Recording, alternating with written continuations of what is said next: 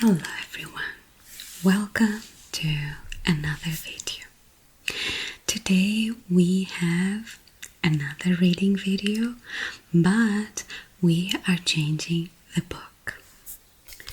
So this time around, it is the history book. I thought that the big golden book was so good that I decided to venture into other editions that they have, and what edition is the best if not the history one. So I will be starting with, not me starting with huge attack of sneezes right away. Anyway, as I was saying, I will be starting with prehistoric section, and I will be doing that because, obviously, where is the best place to start in history, if not prehistoric section? But also it is the section for human origins. So 200,000 years ago to 200,000 years ago to 3,500 BCE. And just as with the mythology book, we do have the timeline, which I usually ignore, but I think that this time around I should read it because, I don't know, it makes more sense for history in comparison to mythology. So we have 200,000 years ago, the first humans or Homo sapiens emerge in East Africa.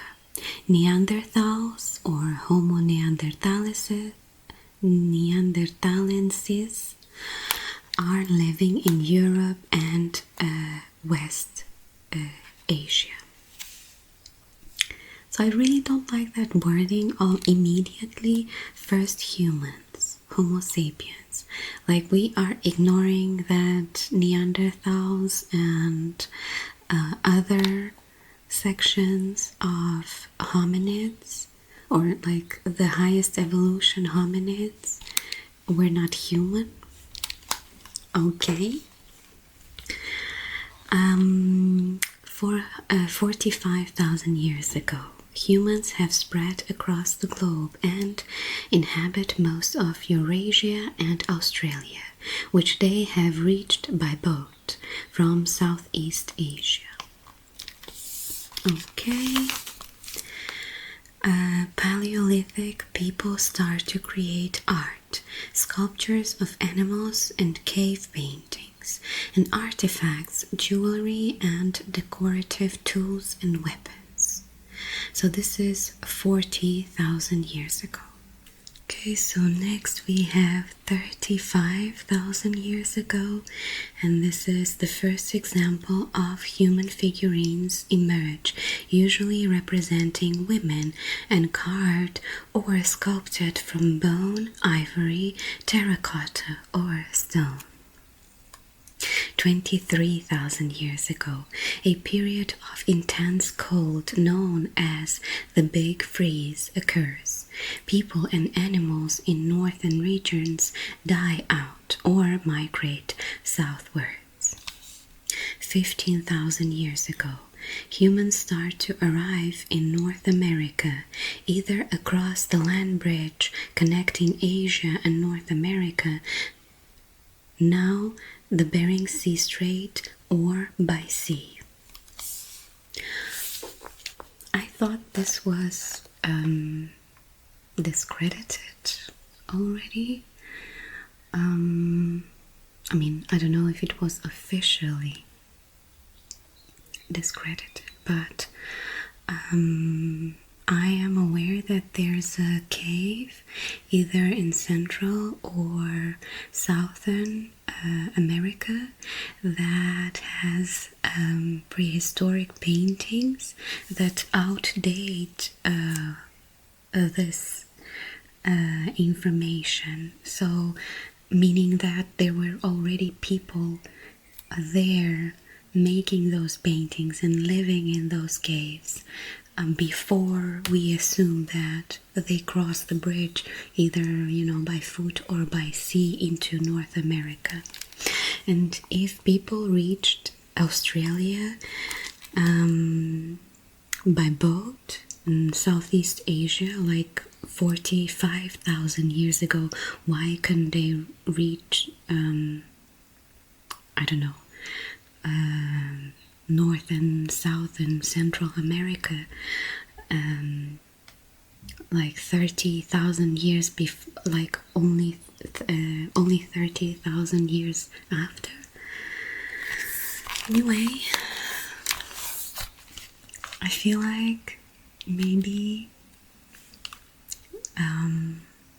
yeah, but I feel like I should include my comments. After all, I mean, it may be important to update this information, and I don't know what year this book was edited, so maybe it is outdated. Anyway, 9,000 years BCE, Jericho in the modern day West Bank is settled. To this day, it remains one of the oldest towns in the world still to be inhabited today. Again, I thought that the oldest still inhabited city was Damascus in Syria.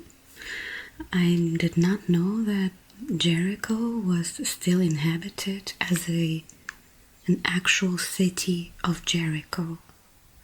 I know that there are some like ancient ruins left, but maybe I'm mistaken. Anyway, 7,500 BCE, a settlement at Catalhoyuk, Central Turkey, is established. Evidence of complex rituals indicates social cohesion. I am certain that I just butchered that name, but okay, it's a combination of letters and signs. Anyway, 5000 BCE, there is evidence of copper smelting in Serbia, and the wheel is invented in the Near East, probably for the production of pottery rather than for transport. See, I don't agree with that either.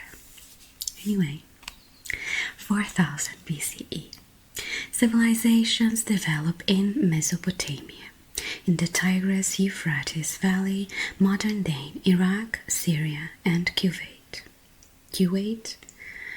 where irrigated agriculture is established. Again, I do know that there were studies showing, maybe not at the same time as this agricultural revolution in Mesopotamia, but that there were signs of agriculture before. It's just that it's not single culture agriculture, so not just wheat is planted on a piece of land. Several plants are planted all together, so in a way that it doesn't look as organized or in a way that we do it nowadays. But it was still agriculture, because obviously people were planting plants where they were not naturally found.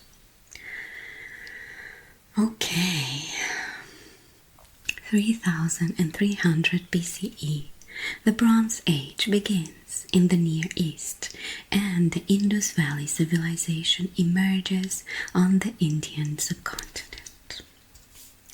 3100 BCE, Narmer unifies Upper and Lower Egypt, becoming king of the first dynasty. Egyptian hieroglyphs are prevalent. 3000 BCE, cuneiform script, one of the world's oldest writing systems, is invented in Sumer, in southern Mesopotamia, modern-day Iraq. I did think that cuneiform type of writing was invented before hieroglyphs, and even then I do think that there must have been some kind of writing before. We just don't have any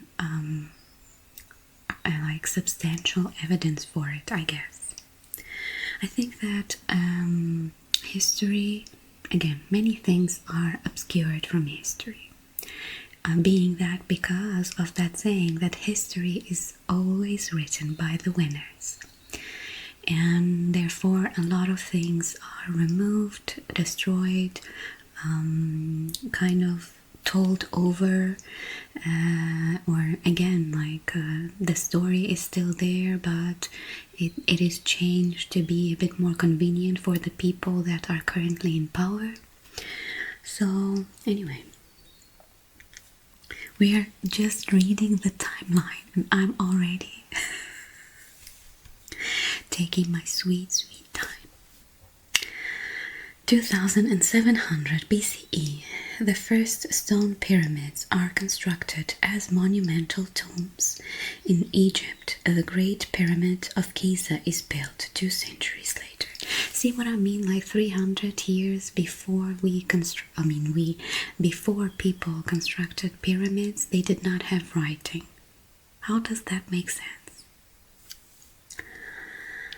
2500 BCE, stones are raised at Britain's Stonehenge, at the center of an earthwork enclosure constructed 500 years previously.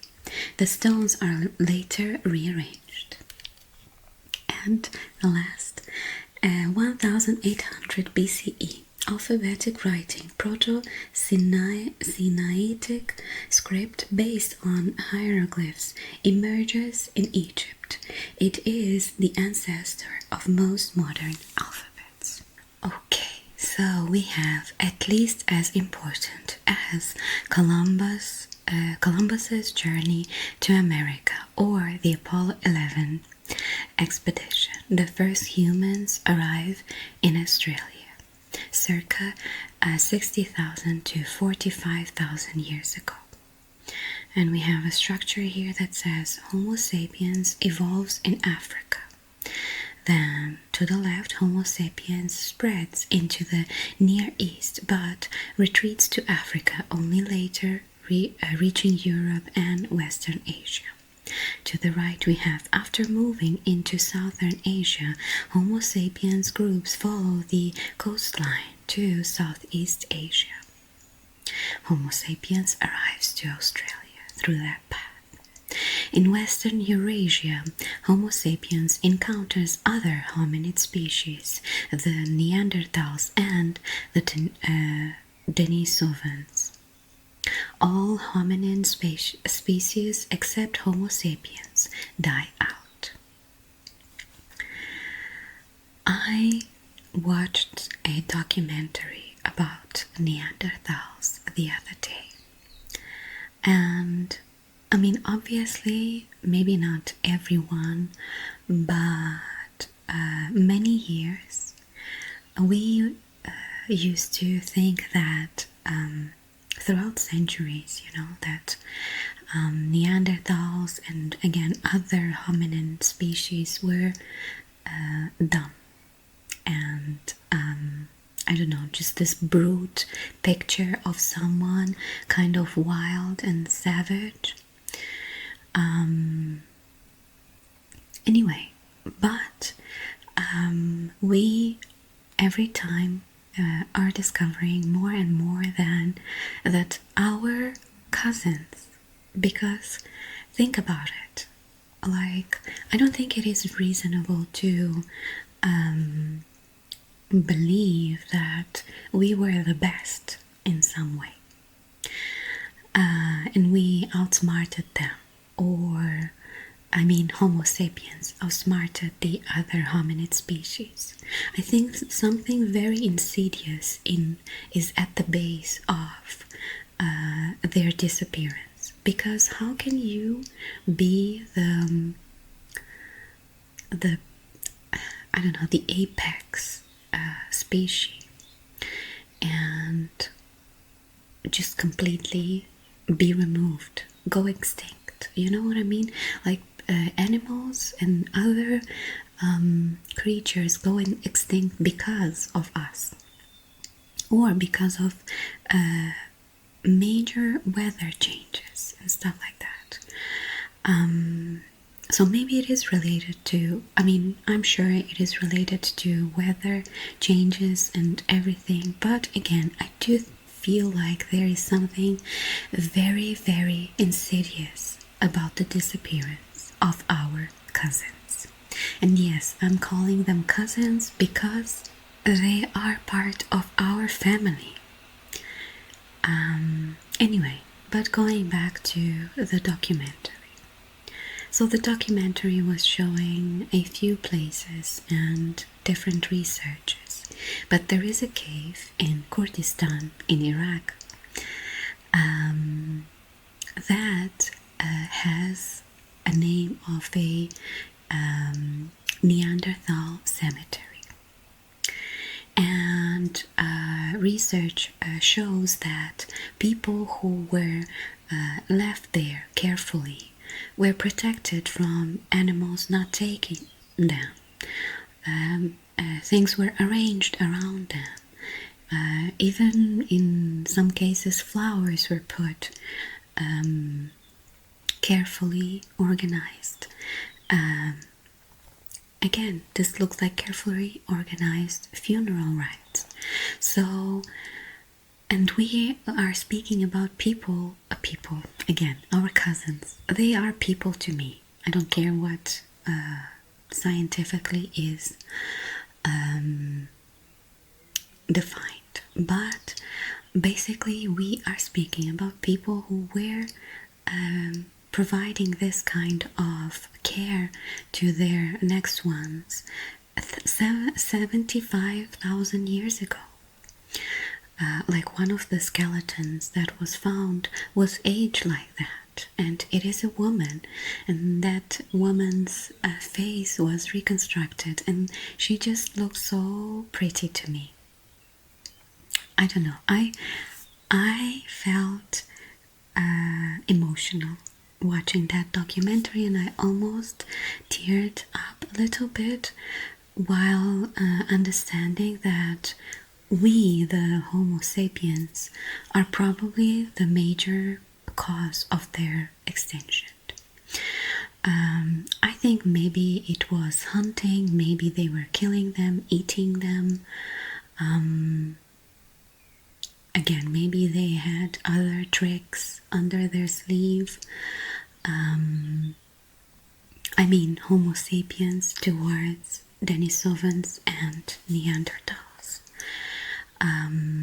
Neanderthals were probably not in a way to say outsmarted, but maybe they were just not aware of all the tricks that Homo sapiens had brought from Africa to Europe. I am from Europe, and I bet I do have some Neanderthal DNA in me. I hope I have more than what one would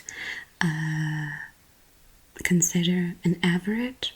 It sounds silly, but I do think that the fact that we are such a plague, and I mean Homo sapiens, like I have previously thought about it, like why only one species of human exist?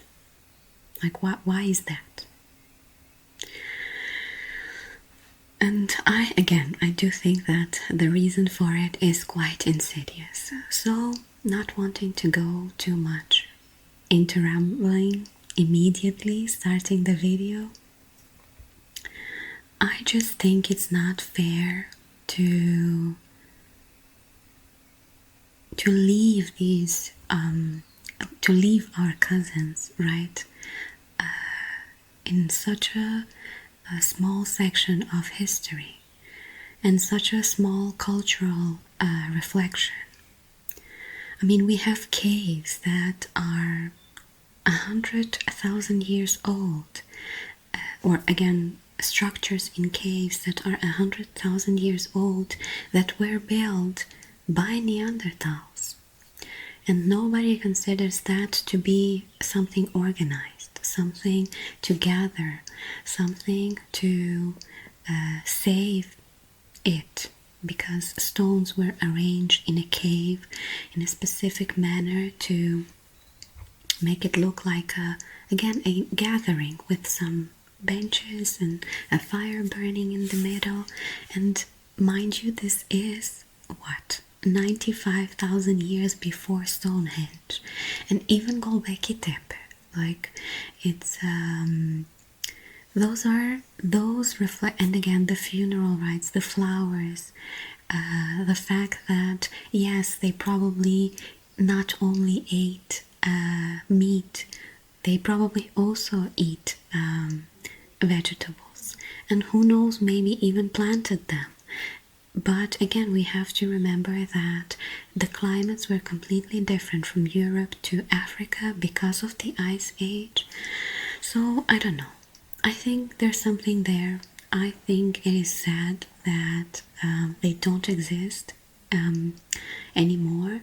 I think that I would hope quite a bit that I have some of that Neanderthal DNA in me. I would like that to carry that with me. So anyway, I'm gonna read now because this video is going to be a long one. Modern humans are the only truly global mammal species. Since evolving in Africa around 200,000 years ago, Homo sapiens has rapidly expanded across the world, testament to our species' curiosity in exploring its surroundings and creativity in adapting to different habitats. Maybe we should have stayed in Africa. Like, why did you leave? Wasn't there enough place for you all there? Like, you should have stayed.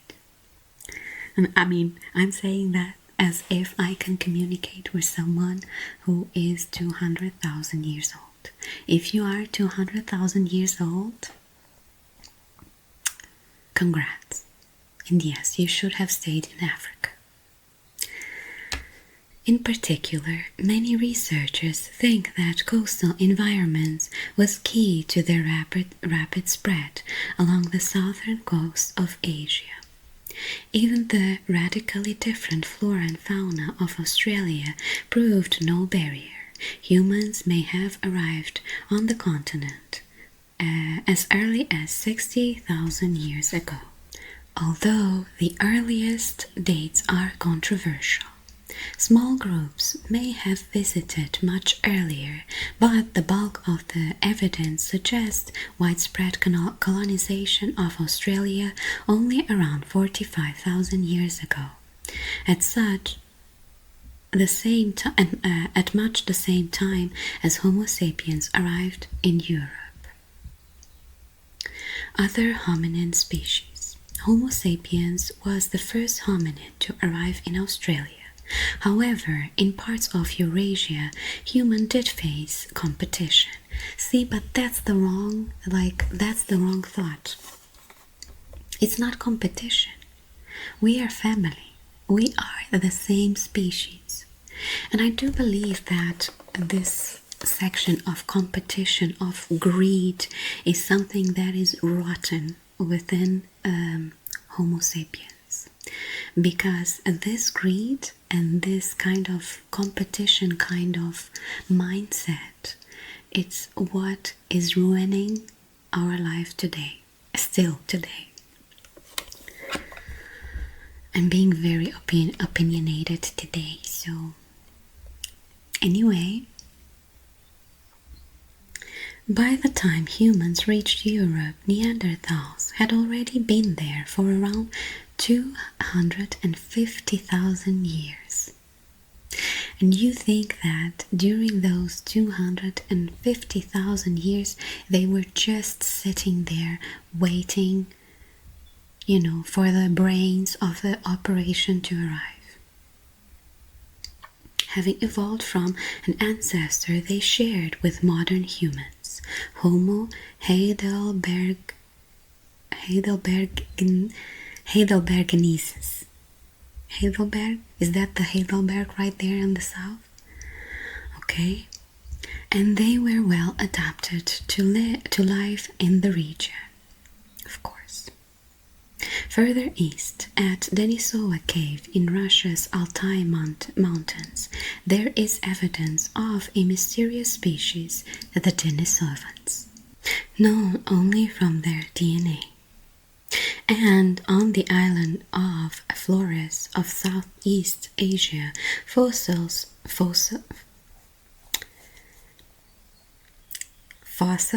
of another possible species, the short, small-brained Homo florensis, date from just 18,000 years ago, although some researchers believe these were simply modern humans afflicted with some form of disease. See what I mean? I do think that Homo sapiens we brought with us some kind of disease that was brooded in the midst of Africa, and we just, killed everyone else. As we did several times throughout history. That was not the first time that we did that. Anyway, of all these species, Homo sapiens is the only one to have survived and gone on to colonize the New World. Beringia, a land bridge between from the Bering Strait, Beringia, my gosh, a land bridge between Russia and Alaska, exposed when sea levels dropped as a result of the Ice Age, allowed humans to reach the Americas from Northeast Asia. The exact date, it remains controversial. Stone tools from the 13,000-year-old Clovis culture were once thought to have belonged to the earliest humans in the New World. Older sites are now known, but many of the earlier dates, particularly in South America, remain highly contentious. See? Why? If we already know that those are dated earlier, why can't we change the theory? I think that archaeology, official archaeology, and history is not an exact science, and it should be updated and not discuss that, but we don't have enough evidence. Once there is a single evidence, it's not a crime that we are judging. I understand that you might want more than one piece of evidence to judge someone in a crime that they did or they did not do. Okay? I understand you may need more than one piece of evidence. Although, if there is one single piece of evidence, that could be enough to condemn that person. So why can't we do the same with history? Anyway, I told I was opinionated today. The social network. Until more evidence is found, the fates of the Denisovans and Homo florensis remain unknown. While the most recent research suggests Neanderthals died out around 40,000 years ago, many researchers believe the resourcefulness of Homo sapiens was crucial to its success in other species' home territories. In the face of the climate change around the time of the last glacial maximum. In particular, it is thought that they could also rely on more extensive social networks than those other species, an asset that would have proved crucial both to survival in lean times and to helping them colonize the unfamiliar environments they encountered as they expanded across the globe, perhaps following animal herds. Anyway, I already said many things about the extinction of other hominid species, so I'll just continue. The Altamira cave complex near Santander on the northern coast of Spain comprise a series of passages and chambers extending for nearly 300 meters that boast some of the best examples of Stone Age or Paleolithic cave art yet discovered. I actually went to one of the caves that were on the northern coast of Spain in Asturias. It's a small town called Riba de Senya, and they had a prehistoric paintings there in the cave. So impressive are the paintings that, when the cave was discovered in 1880, they were widely considered fakes and took nearly 20 years to be accepted as a genuine creations of prehistoric hunter-gatherers. Some of the early artistic activity here may date from more than 35,000 years ago, although most of the famous paintings were probably created much later, around 22,000 years ago. These include the images of the famous bison chamber.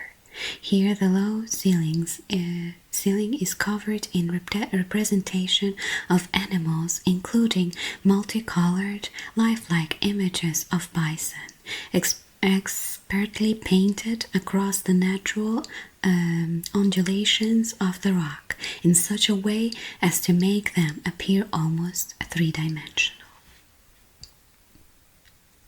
The artistic impetus. Other stunning displays of cave art are also known, concentrated in southwest France and northern Spain. Told you. They include not only finely detailed images of animals, but also engraved and painted signs, symbols, and handprints. Archaeologists remain divided on the meaning and function of Stone Age art. Can we, just for once, imagine that human beings could have been much more evolved and thoughtful, being that Homo sapiens or Neanderthals? That's like the science proposes, like they had 200,000 years. Again, same with Neanderthals. Do you really think that someone with the brain that is equal or very similar to ours would just sit there and do nothing, be savage, worry about food and not being killed by the animals? There were not so many animals and we were killing them. Like seriously, why is it so difficult to believe? Like it took 20 years for a genuine cave paintings to be considered serious, because people thought that same people Like, this is it. I'm not even talking about Neanderthals now. Same people, same species, Homo sapiens, the same as us. We're not able to do that 45,000 years ago. Like, seriously. Like, I don't understand archaeologists and many scientists, but like, for me, archaeology is like one of the most ridiculously stiff and strict things that could ever be in scientific world. Okay, I'm done with my rant. Anyway, one explanation is simply that these people appreciated the aesthetic qualities of art. Simple as that. Just as their descendants do today. See? Others suggest that the incredible detail in some of the images, the sex of the animal, or the season in which this was observed can still be determined. For example, may mean the painting where it may mean the paintings were a means to convey vital survival information, such as which animals to hunt, and when and how they could be found and targeted. Hunting rituals. Alternatively, cave art might be linked to the worldviews of religions of Paleolithic people. Even today, many societies still living mainly by hunting and gathering share animistic beliefs, meaning they believe entities such as animals, plants, and parts of the landscape have spirits with which humans interact during their daily life. Many such societies' religious specialists or shamans believe they are able to communicate with these spirits, to help sick or injured people. And historically, rock art has been created by shamans during states of altered consciousness or trances as part of this communication, leading some researchers to suggest that Paleolithic societies may have similar beliefs. Shamans are also often thought to be able to transform themselves into animals to encourage them to give themselves up to the hunter, which could also explain depictions combining human and animal characteristics, such as a lion man of Holstein Standal in Germany. Wow, I haven't heard about that one. Or the sorcerer of Les Trois Frères cave in France, a human-like figure with antlers. Creating images of animals may have also been part of magic rituals designed to improve the chances for success during hunting. For societies dependent on animal resources for a significant part of their diet, the importance of such rituals cannot be overstated. So in one of the studies about Neanderthals, they also found that there were carvings on the bones.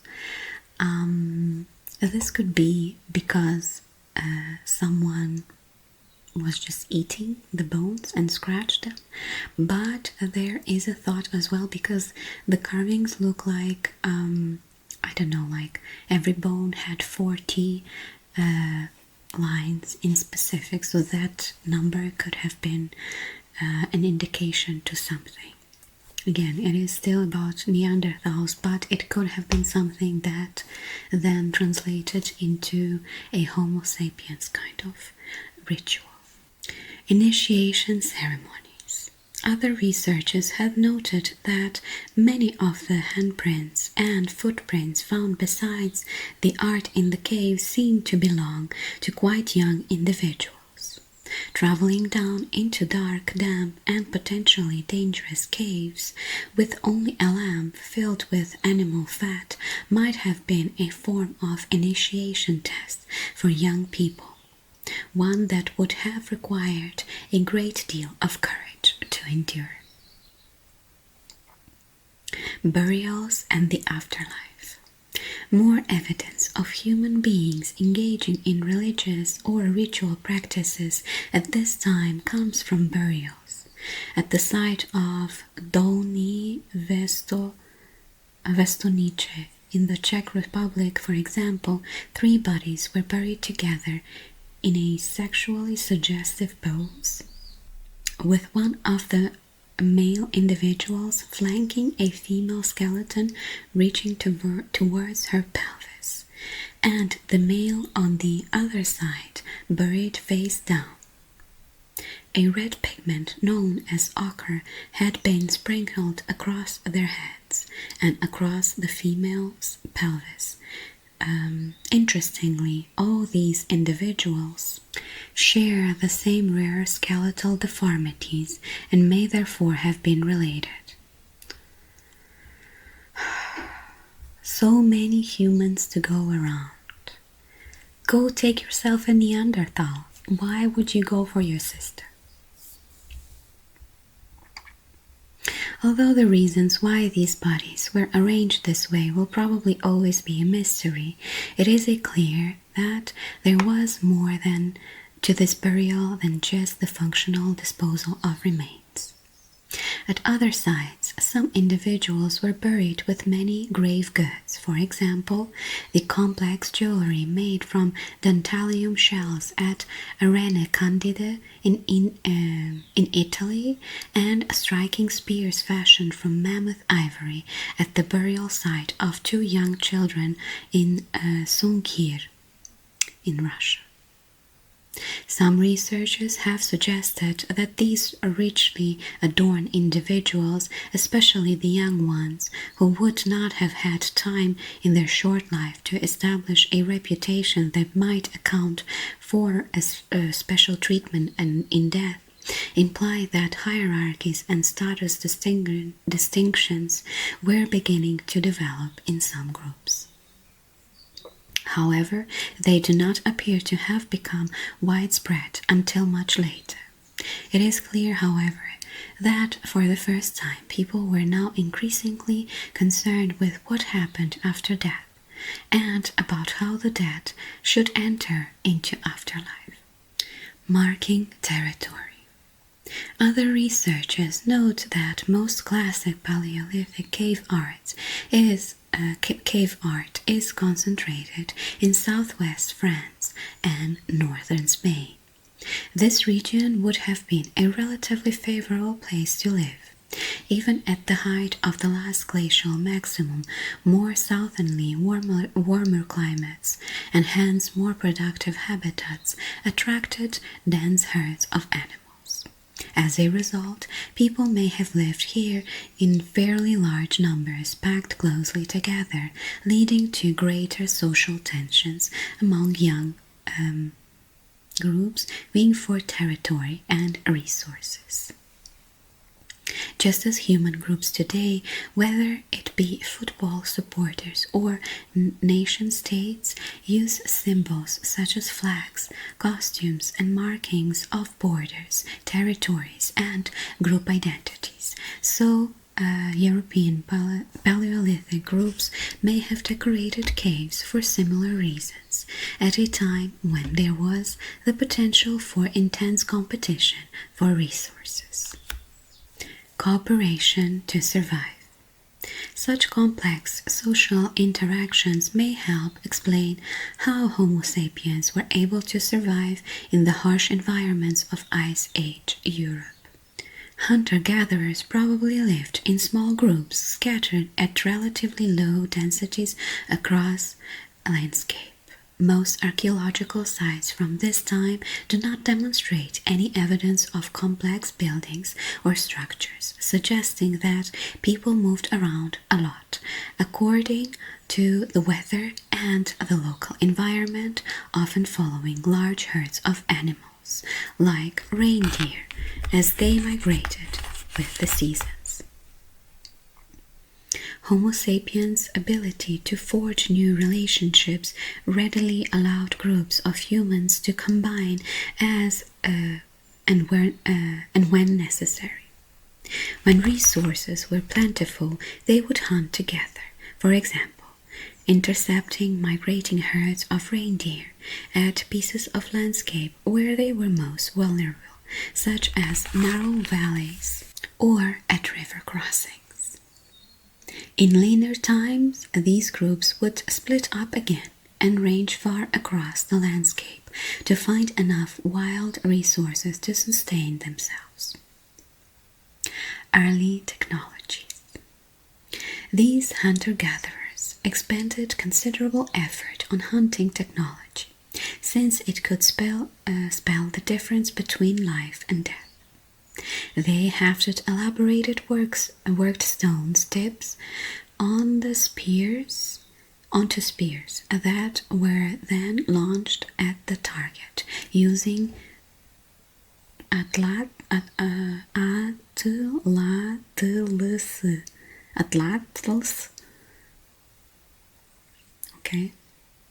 or spear throwers designed to increase the distance over which a spear could travel and the force with which it hit its target.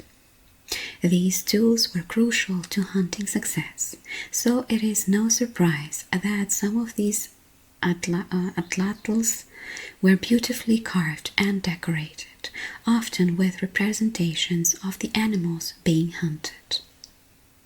Similarly, they also painstakingly carved complex barbed harpoons from bone and antler for fishing. First seeds of society. Delicately worked bone awls and needles suggested Stone Age humans also made warm clothes out of animal skin and fur with much more care than their predecessors, and they made many other items, from jewelry finely crafted from animal teeth and shell to figurines carved from stone or sculptures from clay. Many of these may also have been traded, gifted, or exchanged with individuals from other groups as part of a large-scale social network. The unpredictable environments of Europe during the last glacial maximum meant sharing resources with other groups in times of plenty could pay off significantly at a later date. If a group struggled to find resources in one area, others elsewhere who had previously benefited from their generosity would be more inclined to return the favor. These kinds of exchange relationships probably linked even far-flung groups together into complex networks of individual and group relationships that were fundamental to survive in such a taut environment. So we have here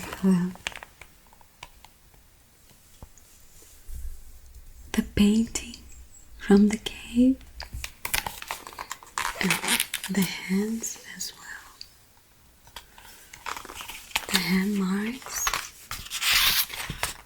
Did we miss something else? So here's the explanation for like hunting, spirituality. So the man with some antlers, marking territory, initiation rites, art for art's sake. And we have the decorations for weapons and stuff that they use, the hunting tool. And we have the very much famous Venus figurines. Figurines of women carved or sculpted from stone, ivory, or clay are a type of Paleolithic art found widely across Europe. These figurines share many striking similarities.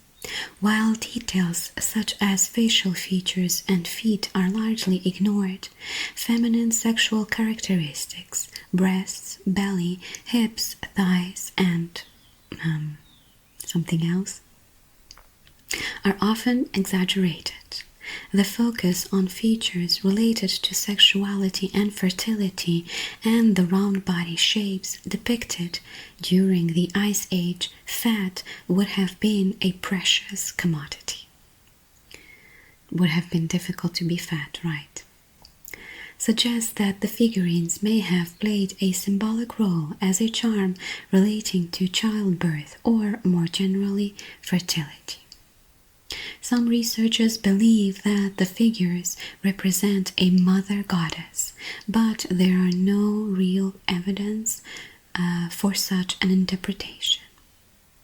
Others have focused instead on the fact that the figurines demonstrate widely shared cultural ideas and symbols. These would have been crucial to social interactions and exchanges for researchers, information, and potential marriage partners in the Ice Age world. Not that I read that much, because I was just rambling. One of those days, I guess. But I still enjoyed it.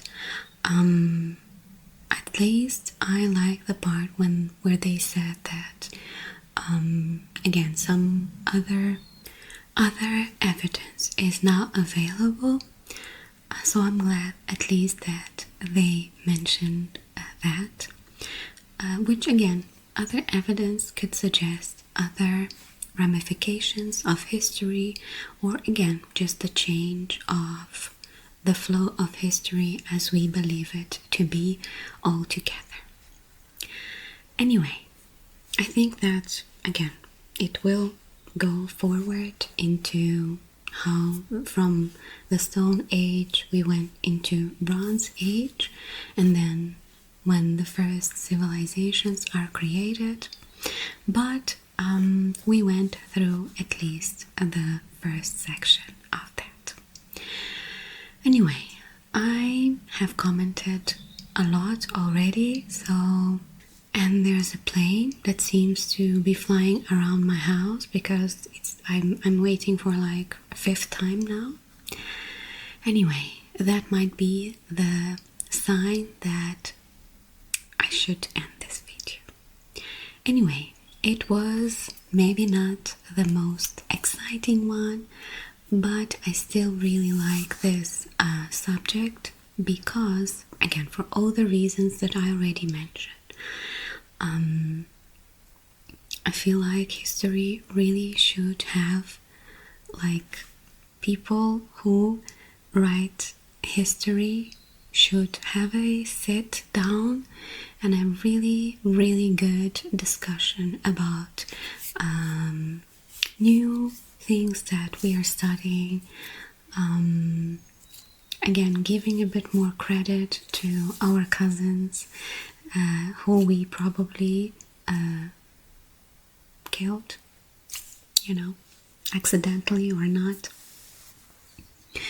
But giving more credit to them as well, and also rereading a history like this just makes me realize that we are really, really misinformed. Anyway, that's it. Thank you so much for joining me today, and I will see you next time. Bye.